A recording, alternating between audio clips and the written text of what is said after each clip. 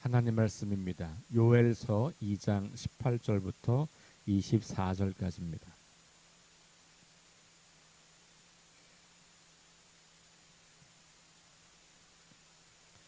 요엘서 2장 18절부터 24절까지 말씀을 우리 함께 봉독하겠습니다.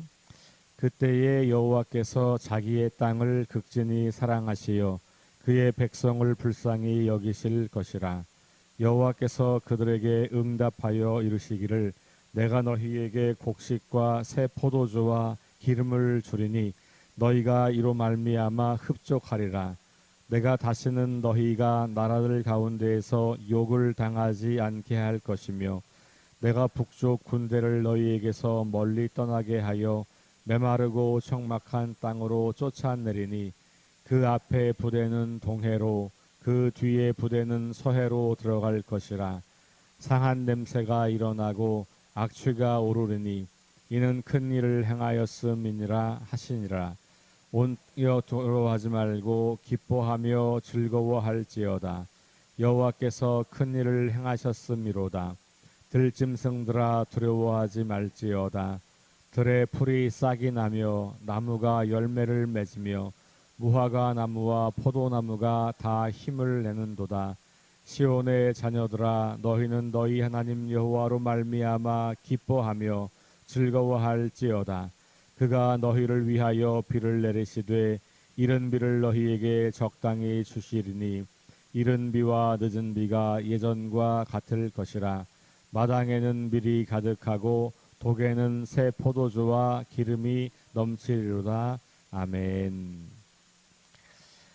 네, 이제 2장 17절까지가 요엘서의 전반부라면 2장 18절부터 뒷부분이 요엘서의 후반부입니다. 우리가 지난주까지 한 주간 동안 전반부를 읽으셨고 오늘부터 한 주간 동안은 후반부를 읽게 될 텐데 이 전반부 이야기는 이스라엘 백성들에게 임한 메뚜기 떼의 그 공격, 그것으로 아주 비참하게 된 모습들을 드러내 보이면서 성전에 나와서 하나님께 부르짖으라 라고 하는 촉구까지가 전반부의 내용이에요. 이 비참한 현실을 드러내고 그 현실에 대한 해결책으로서 하나님께 부르짖으라 이렇게 이야기를 한 거고 18절부터 마지막까지는 그 하나님께서 이스라엘 백성들에게 다시 은혜를 베푸셔서 이스라엘을 회복하시는 그런 이야기로 그렇게 보여지고 있습니다. 오늘도 두 번 반복되었지만 하나님께서 큰 일을 행하셨다 이런 표현이 등장하죠.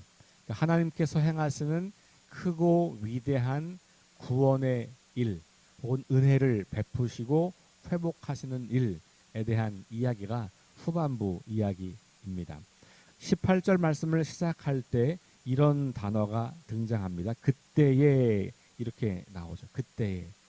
그때를 그 앞절과 연결시킨다면 앞부분과 연결시킨다면 이스라엘 백성들이 성전에 나와서 금식하며 하나님께 부르짖을 때에 이렇게 볼 수가 있겠죠.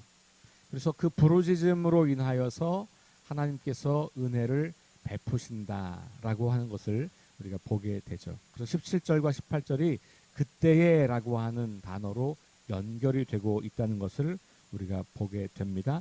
그리고 나서 나오는 말은 뭐냐면 하나님께서 자기 땅을 사랑하신다는 표현이에요. 지금 이스라엘 백성들의 눈에는 하나님이 자기들을 사랑하신다는 게 잘 보이지 않잖아요. 왜냐하면 이 엄청난 메뚜기 떼의 공격에 의해서 완전 황폐화된 이 비참한 현실 속에서 하나님은 침묵하고 계신 것처럼 보이고 하나님은 일하지 않는 것처럼 보인단 말이에요. 그런데 예언자는 이것이 지금 너희가 행한 죄악에 대한 하나님의 심판이고 하나님의 경고라고 그 하나님의 일하심을 깨닫게 해주는 거예요. 그러면서 그 하나님이 행하실 놀라우고 위대한 구원의 행위 혹은 회복의 일들을 노래하고 있는 거죠. 자, 그런데 여기 말씀에 좀 재미있는 것은 우리가 그냥 말씀만 읽으면 잘 나타나 있지 않지만 그 각주가 여러분 성경에 있을 텐데 그 18절 후반부에 그의 백성을 불쌍히 여기실 것이라 거기에 여기 다음에 이라고 써 있습니까? 제 성경은 그렇게 써 있거든요. 예. 그러면 그 밑에 내려가서 그 이가 뭐라고 써 있는지 한번 보시겠습니까? he라고 되어 있고 과거사를 썼으면 이렇게 되어 있죠. 우리 번역은 미래형으로 번역이 되어 있잖아요. 여기실 것이다. 그죠? 근데 원래 히브리어에서는 이게 과거 시제라는 거예요. 이게 뭐냐면 하나님은 이제까지는 은혜를 베풀지 않고 이스라엘을 사랑하지 않는 아주 매정하고 화가 나 있고 분노하고 진노하시고 심판하시는 그런 무서운 하나님이었다가 갑자기 바뀌어서 은혜를 베푸신다 이렇게 보기는 어렵다는 거죠. 히브리어 문맥으로 보면 하나님은 이미 은혜를 베풀고 계시는 분이었던 거예요. 하나님은 이미 이스라엘 백성들에게 대한 사랑을 철회하신 적이 없는 분이라고 하는 거죠. 그러니까 하나님의 그 사랑과 은혜는 왔다 갔다 하는 게 아니고 이스라엘 백성들의 반응에 따라서 사랑을 철회했다가 또 그들이 막 회개하면 다 사랑해 줬다가 또 잘못하면 막 화를 냈다가 이렇게 변덕스러운 하나님이 아니라는 거예요. 하나님은 원래부터 사랑과 은혜가 충만하신 분이었던 거라는 거죠. 똑같은 표현이 20절에도 나오죠. 20절의 마지막 큰 일을 행하셨음이니라 하시니라 거기에 보면 이제 거기로 이라고 되어 있잖아요. 그죠? 여기도 하시리라 이런 말 하다라고 하는 이 단어가 과거 시제로 쓰인다는 거. 그러니까 하나님은 이미 큰 일을 행하셨다라고 하는 거죠. 그러니까 이제 이게 번역상에 조금 오해를 일으킬 수 있는 부분이긴 해서 이 뒤에 각주를 달아놓은 거죠. 하나님이 변덕스러운 분이 아니다. 우리 자칫하면 하나님의 심판의 내용과 진노의 내용과 하나님의 사랑이 성경 안에는 다 이렇게 뒤섞여서 나오잖아요.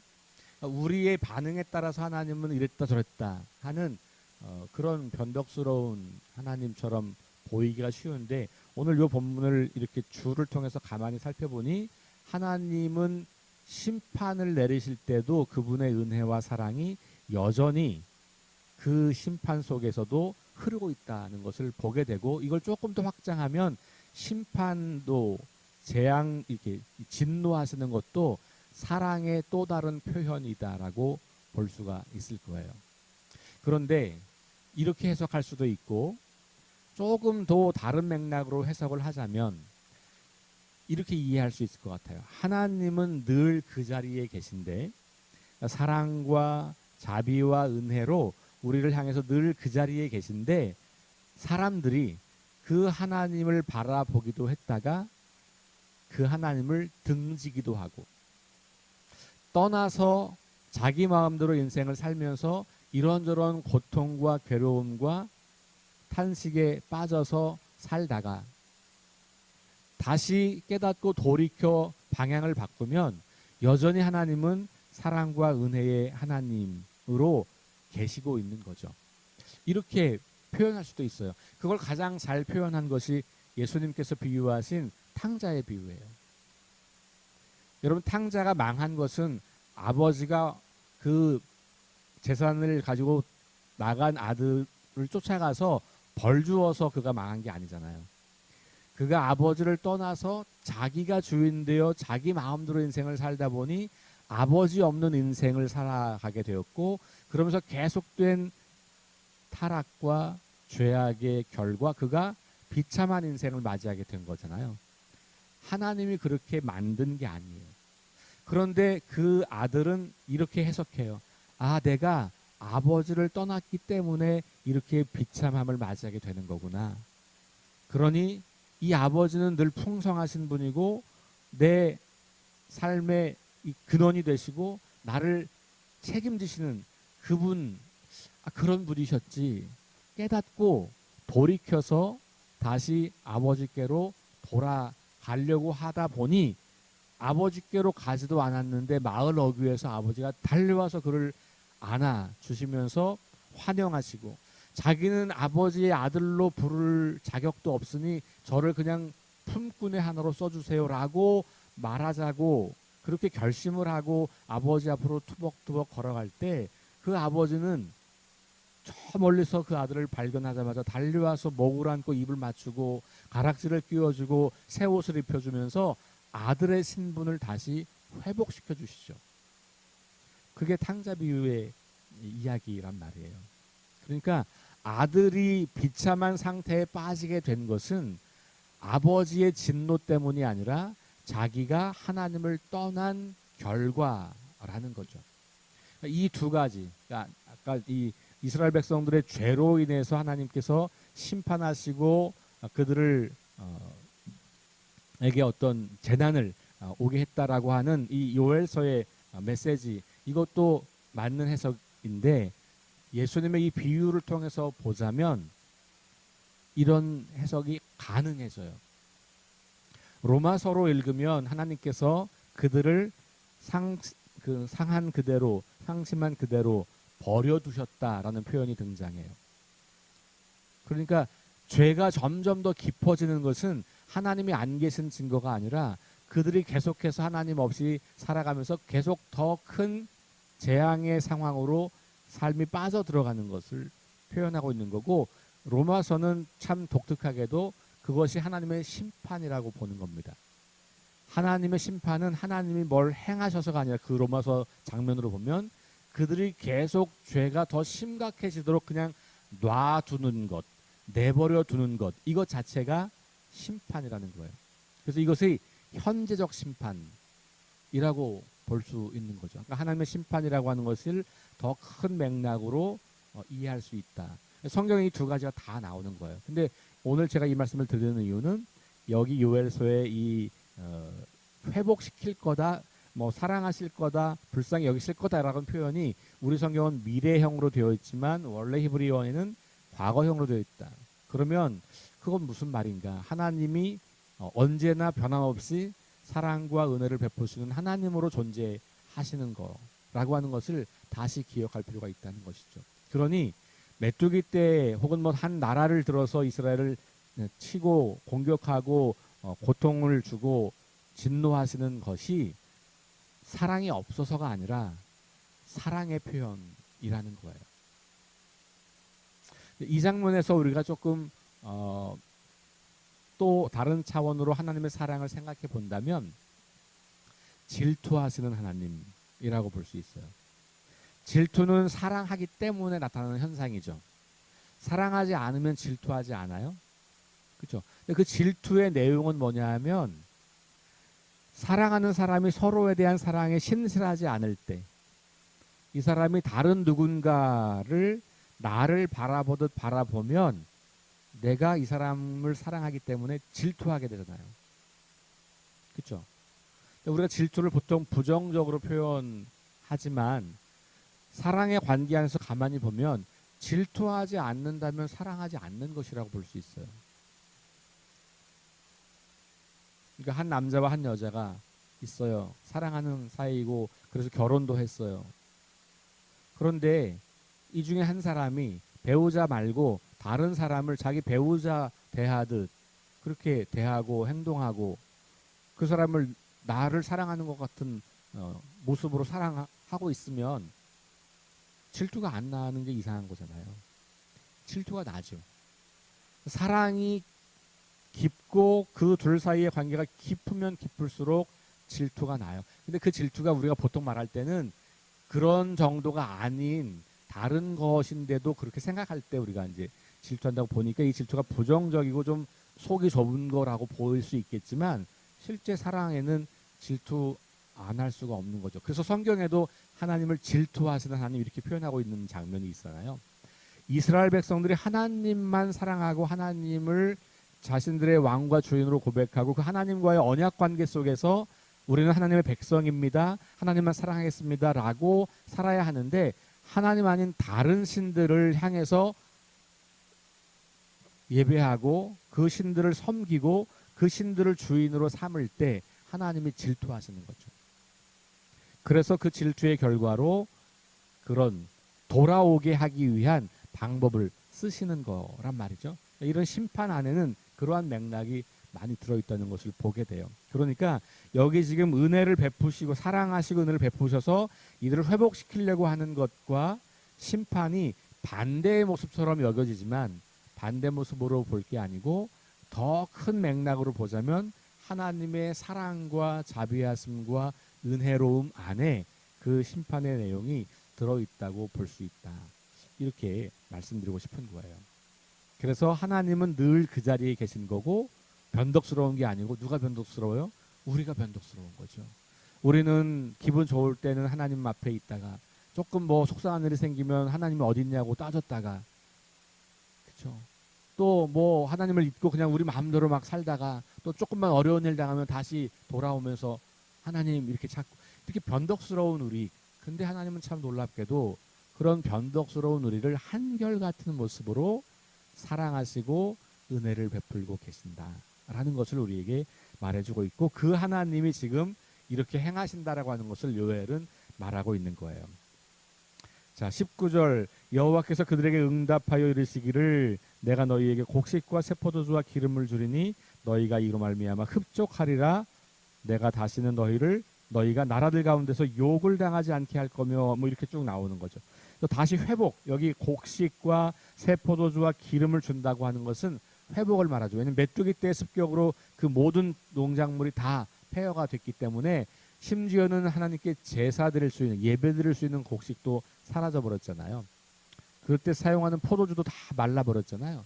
그러니까 그게 다시 회복되는 거니까 원래 상태로 돌아오게 하는 회복을 말하는 거고 그 이야기가 오늘 우리 21절부터 그 뒤에 부분에도 다시 그런 이야기를 하고 있죠. 그 내용들. 들짐승들아 22절 두려워하지 말할지어다 들의 풀이 싹이 나며 나무가 열매를 맺으며 무화과 나무와 포도나무가 다 힘을 낸다 이렇게 말하고 또 23절 시온의 자녀들아 너희는 너희 하나님 여호와로 말미암아 기뻐하며 즐거워하라. 너희를 위하여 비를 내리시되 이른 비를 너희에게 적당하게 주리니 이른 비와 늦은 비가 예전과 같을 것이다. 그래서 결과 24절 마당에는 밀이 가득하고 독에는 새 포도주와 기름이 넘친다. 이와 같이 다시 메뚜기 때 습격 이전 상태로 회복시켜 주시는 하나님 그리고 그것에 대한 반응으로서 기뻐하고 즐거워하라. 구원에 마땅한 반응은 기뻐하고 즐거워하는 것이죠.